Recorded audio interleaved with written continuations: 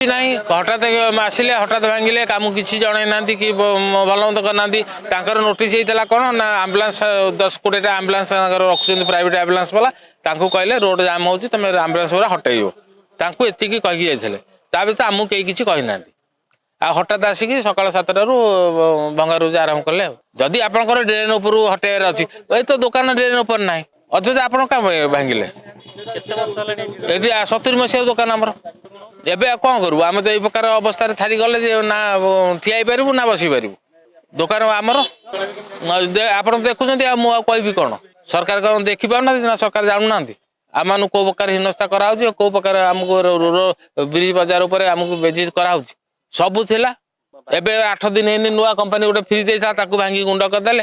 ଏଇନା ବର୍ତ୍ତମାନ କମ୍ପାନୀ ବାଲା ଆସିଥିଲେ କମ୍ପାନୀ ବାଲା କହିଲା ତମ ବିନା ନୋଟିସ୍ ଭାଙ୍ଗିଦେଲା। ମୁଁ କହିଲି ଆପଣ ବୁଝନ୍ତୁ ଆମକୁ ଯଦି ନୋଟିସ୍ ଦେଇଥାନ୍ତା ଆମେ କ'ଣ ଆମେ ଜିନିଷଟା କାଢ଼ି ନଥାନ୍ତୁ। ଏଇନା ବର୍ତ୍ତମାନ ସବୁଆଡ଼ୁ ଏଇନା ମୋର 1.5 ଲକ୍ଷ 2 ଲକ୍ଷ ଟଙ୍କାର ଜିନିଷ ସବୁ ନଷ୍ଟ ହେଇଗଲା। ଫ୍ରିଜ୍ ଜିନିଷ ଭଲ ମନ୍ଦ ମୋର ଦୋକାନ ସାମାନ ସବୁ ଭାଙ୍ଗି ରୁଜି ପୁରା ଗୁଣ୍ଡ ସବୁ ଏଇଠି ରୋଡ ଘାଟ ଉପରେ ସବୁ ପଡ଼ିଛି। ଆଉ କାହାକୁ ସାର ଦୋଷ ଦେବି ନା ସରକାରଙ୍କୁ ଦେବି ନା ମ୍ୟୁନିସିପାଲିଟି ବାଲାଙ୍କୁ ଦେବି ନା କାହାକୁ ଦେବି। ଯାହା ତାଙ୍କର ଶାସନ ତାହା ତାଙ୍କେ ସେ କରିପାରିବେ। ଆମେ ଆଉ କ'ଣ କରିପାରିବା। ଆମ କର୍ତ୍ତବ୍ୟ ଆମେ କରୁଛୁ ତାଙ୍କ କର୍ତ୍ତବ୍ୟ ସେ କରନ୍ତୁ। ଯଦି ତାଙ୍କୁ ଦୁଃଖ ଲାଗୁଥିବ ତାହେଲେ ଆମ କଥା ବୁଝିବେ। ଯଦି ଦୁଃଖ ନ ଲାଗୁଥିବ ନାହିଁ ଆଉ କ'ଣ।